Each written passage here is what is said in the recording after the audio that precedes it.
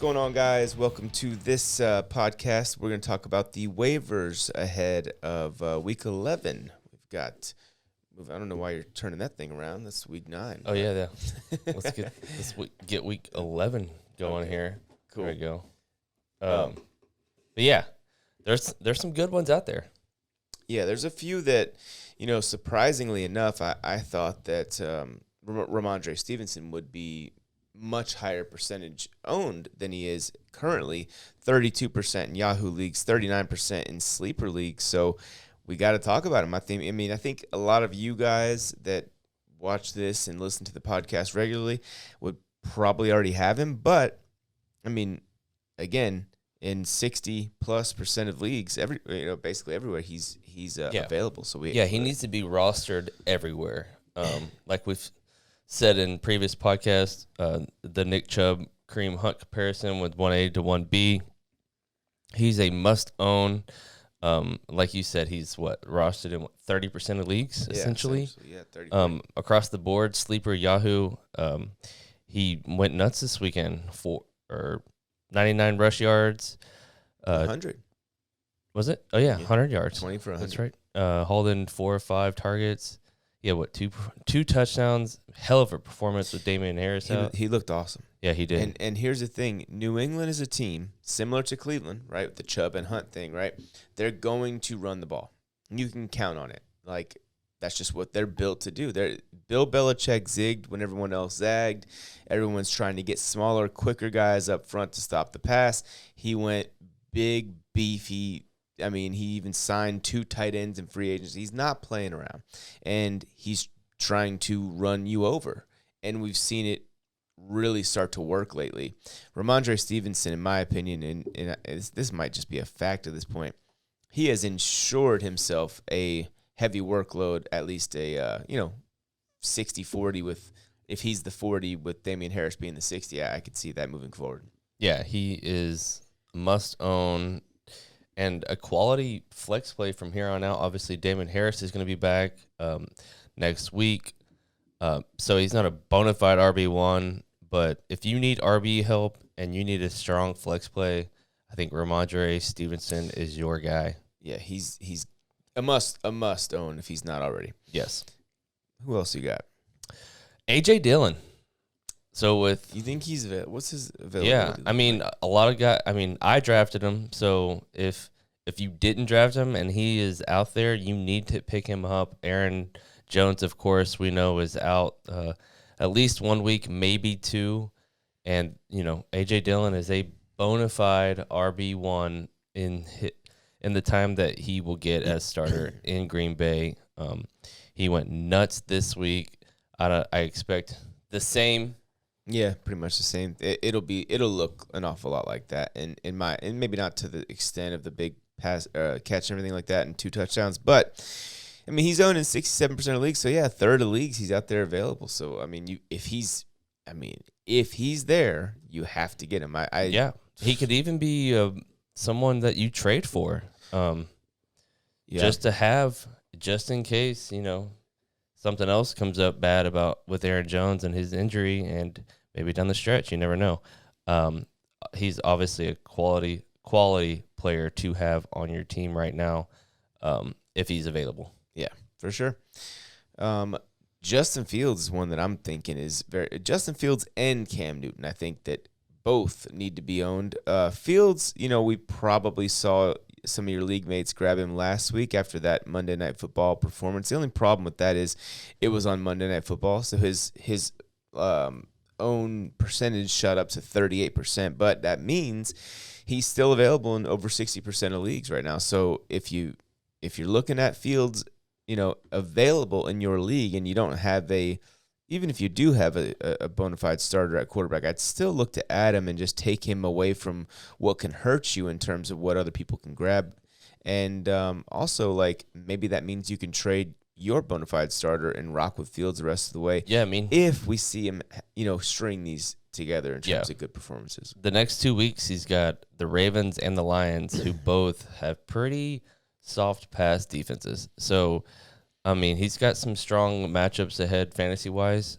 So he's definitely an intriguing pickup this week in fantasy. Yeah. I still have a little bit more respect for the Ravens defense, but I hear you on the Lions. It's a pretty good matchup for him, and he played well against them actually in the first game. Cam Newton, though, I think we all know, like this dude. Yeah, not sure if you heard, but he's back. Yeah, and he is going to start as early as next week. I mean, this dude is such a smart football player to be already in position to start at quarterback in a brand new system. Like, we just signed him off the couch, and he's just like, oh, yeah, I can pick up the playbook enough to, he's a smart dude. He's a great leader. He's a great player. He's just he's the best Panther ever, and now he's back with the Panthers, so it's great. But, yeah, he's only owned in it was a very small percentage of leagues, 27% of sleeper leagues, 16% of Yahoo leagues. So, obviously, Cam is a must-add if he's available. Yeah, and he's someone that you could probably get for, I would say anywhere between $8, $10, maybe $11. But you don't want to spend more than 10% of your fab on him, or maybe you do. Maybe he's one of those guys that could potentially, turn this team around for the rest of the season and do work, especially with weapons like DJ Moore and C-Mac. Mm-hmm. He's got potential to. He's available in our league, by the way, Cam. Yeah, he's got potential to be a great fantasy player down the stretch. I mean, I think he's gonna run for. He might run for 10 touchdowns from now the rest of the season. Like he's gonna.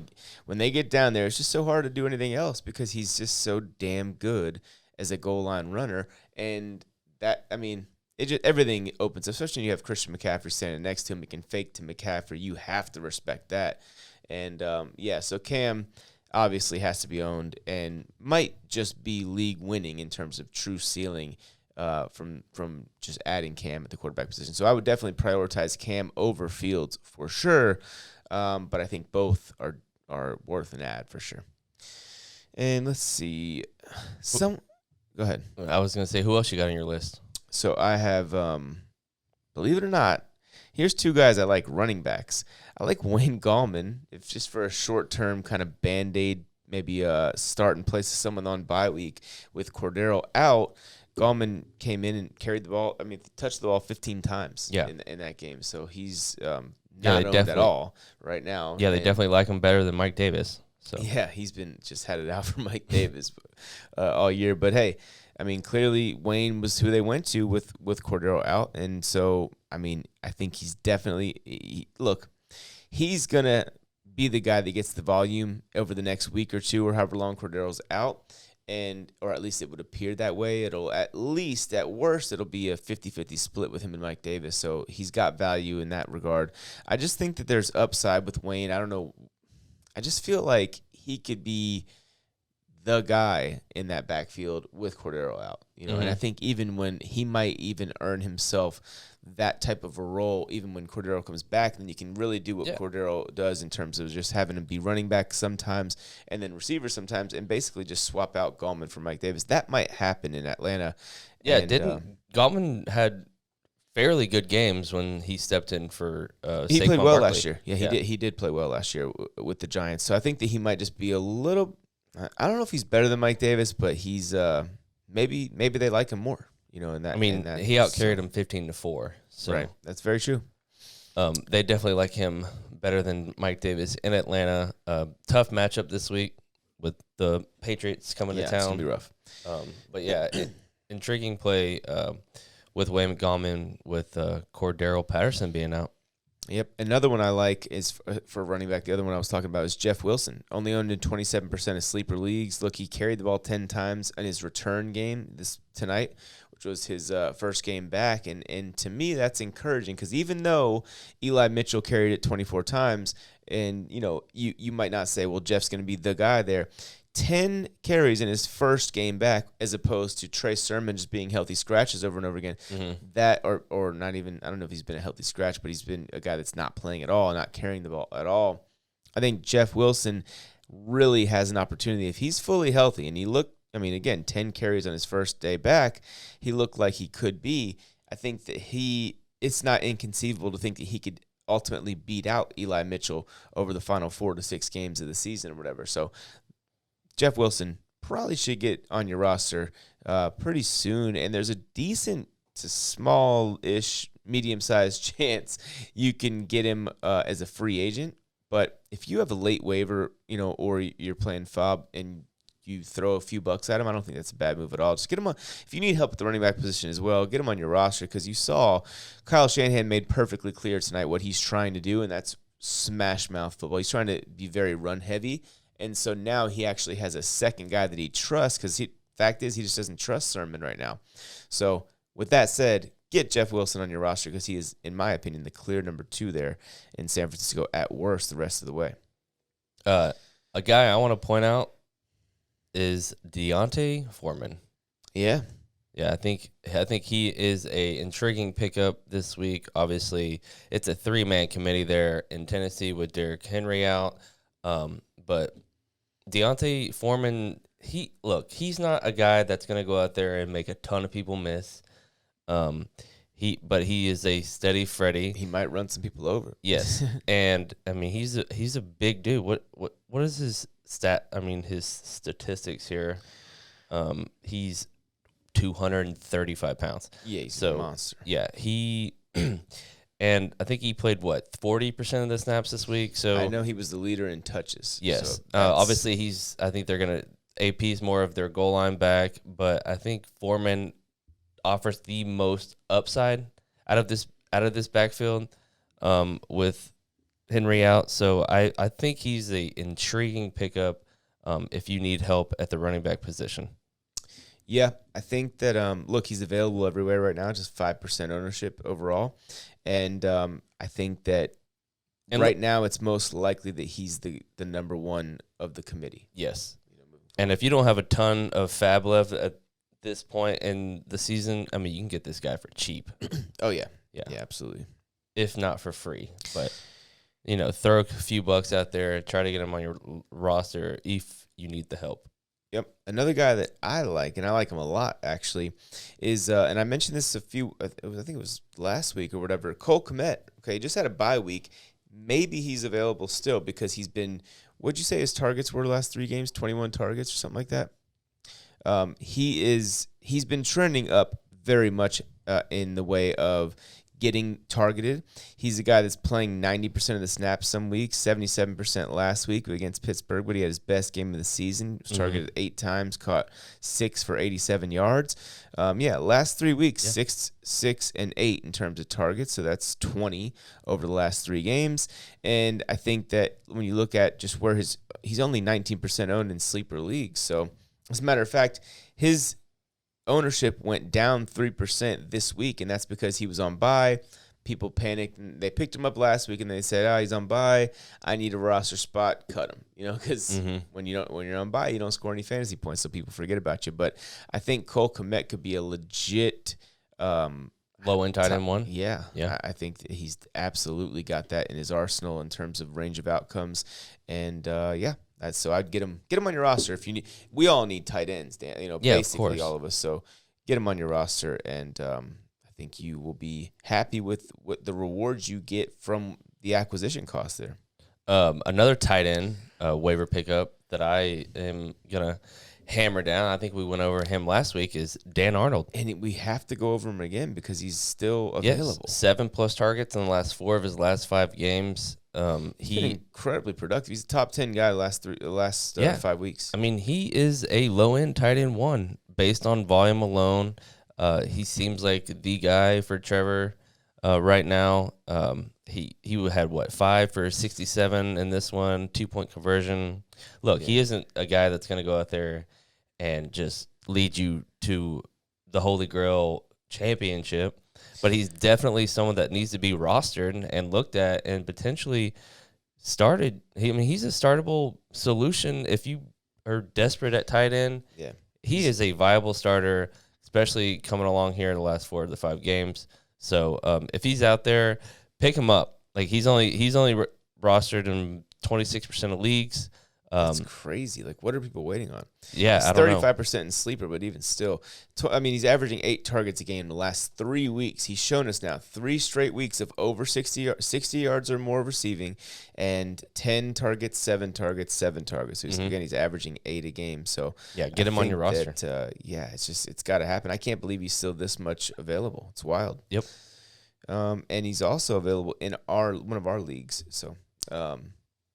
Yeah, it's got to happen. You got to get him on your roster. Who else you got? Man, I was just thinking, is Kirk Cousins? What is the ownership level of Kirk Cousins? Let me see. Okay, 75%. I was never mind.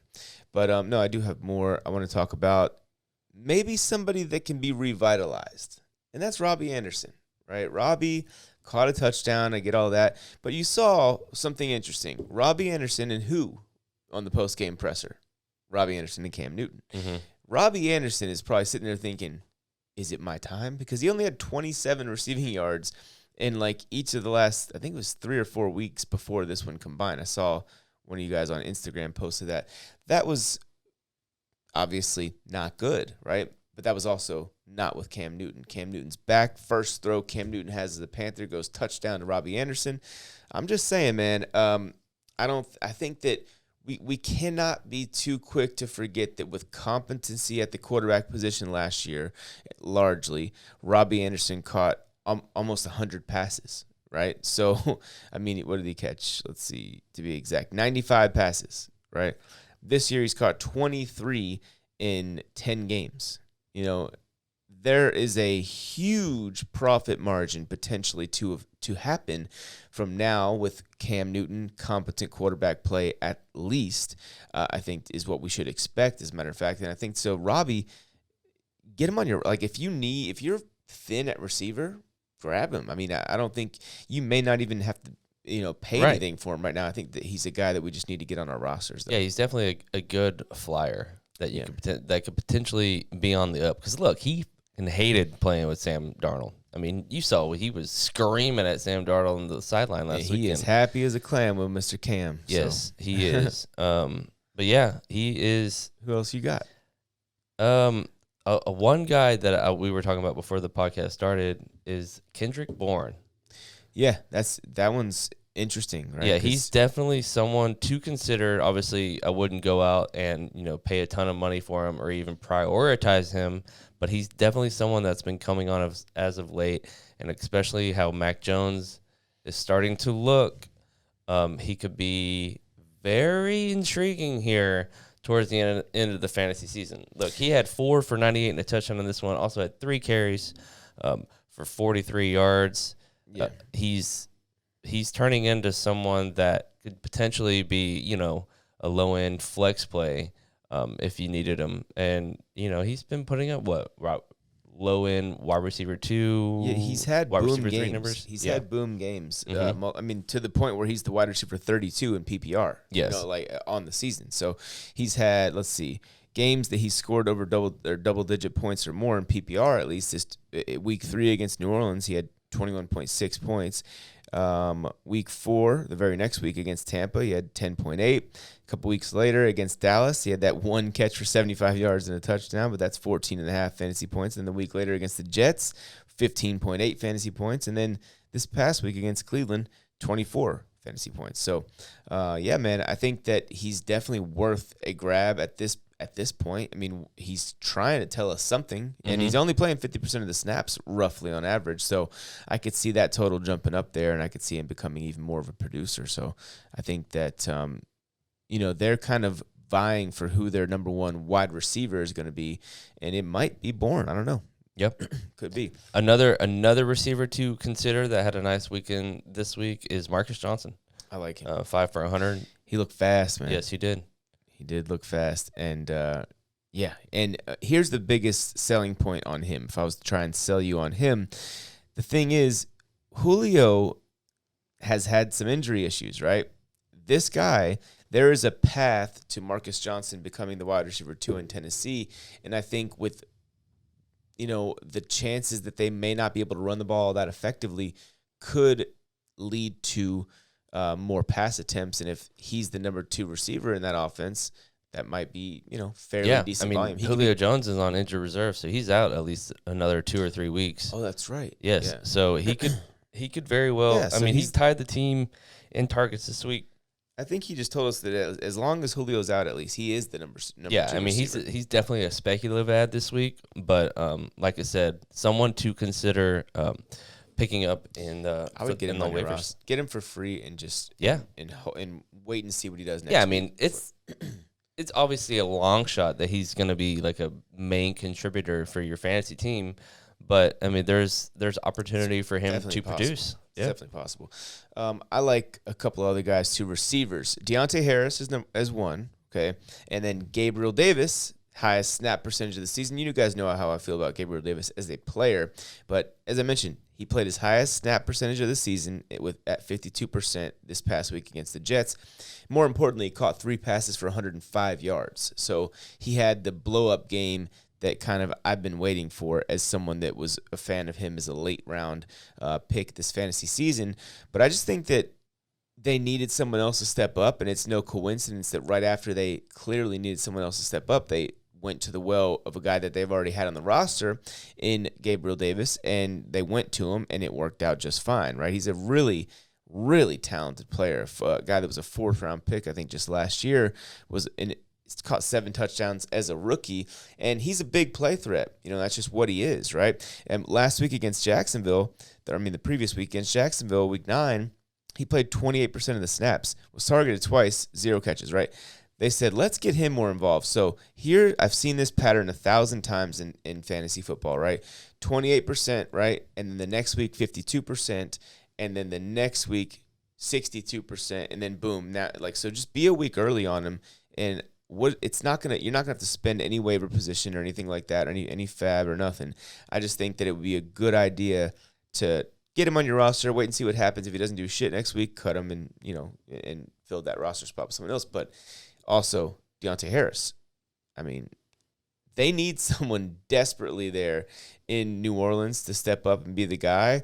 And Deontay Harris has a ton of talent. Like, you're talking about, maybe this guy is someone that he's only 23 years old. Maybe someone Sean Payton's looking at and saying, hey, can we make him our, call it poor man's Tyreek Hill? Mm-hmm. Because we need somebody with big play ability. And this guy, that is absolutely what he has. He's had 1, 2, 3, 4, 5 games this year, 5 out of their 10 with over 50 yards receiving. So, and that's all mainly because of big plays.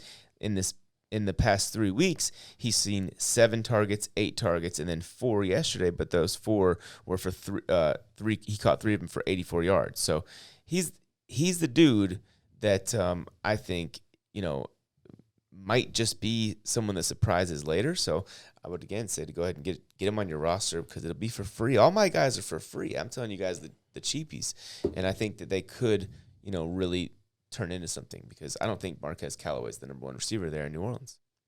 No. Yeah. Anybody else? Yeah, one guy that last chance to get this guy, Elijah Moore. Oh yeah, I've been banging the drum for him. Yes. He last 4 games, get this, 10.2, 13.1, 27.4, 13.4. And he's got Miami coming up at home. He's got 3 touchdowns in the last 2 games. This guy is coming up. Doesn't he have like 4.3 speed too? This guy is. Yeah. On this morning's podcast, I did this thing where I looked at all the last 5 weeks who the fantasy leaders are. He is a legit low-end wide receiver 1. He goes straight. I think he's someone that goes straight from the waiver wire into your lineup this week. He's borderline must start. Yes, especially with Miami on deck here. But no, literally, bro, over the last 5 games, he's been, I think, the wide receiver 2 and 11. Well, over the last 5 weeks. Okay, yeah. So he's a dude that you pretty much, if he's still available, that's stealing at this point. And you have to get him. You have to. I know his touchdown was in garbage time and all that. I get all that, but the point is, we've seen a month of this now where he's been consistently producing. As I mentioned on this morning's podcast, the word intent is very important. We see it with Michael Carter. This is the new regime. They drafted Elijah Moore at the top of the 2nd round, basically a late 1st-round pick. You got to get him on your roster if he's still there for you. Yep. So I think that's going to be it. Is it for? Yeah, for me, that's it. The waiver wire is definitely not super deep for Week 11, but there's definitely guys that you have to get on your roster, including Ramondre Stevenson, Cam Newton.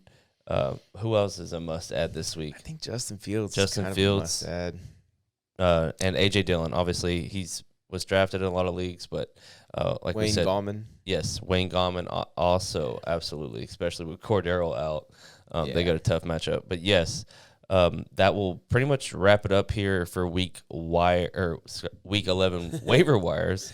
Yep. But be sure to like, subscribe, ring the bell, leave a comment on who you think you're going to go after and how much you're going to pay. Tell us if you're in a fab league, kind of throw out, what you think that some guys are worth, and we can comment and maybe help you save a little bit of dollars there. Yeah, as always, I'll be answering all the questions in the YouTube comments. Priority number 1. So if you have a question, you get it there before waivers. I'm gonna answer. I'm gonna answer it either way. So, but yeah, appreciate you guys for listening. Yeah, that wraps it up. We will catch you in the next one.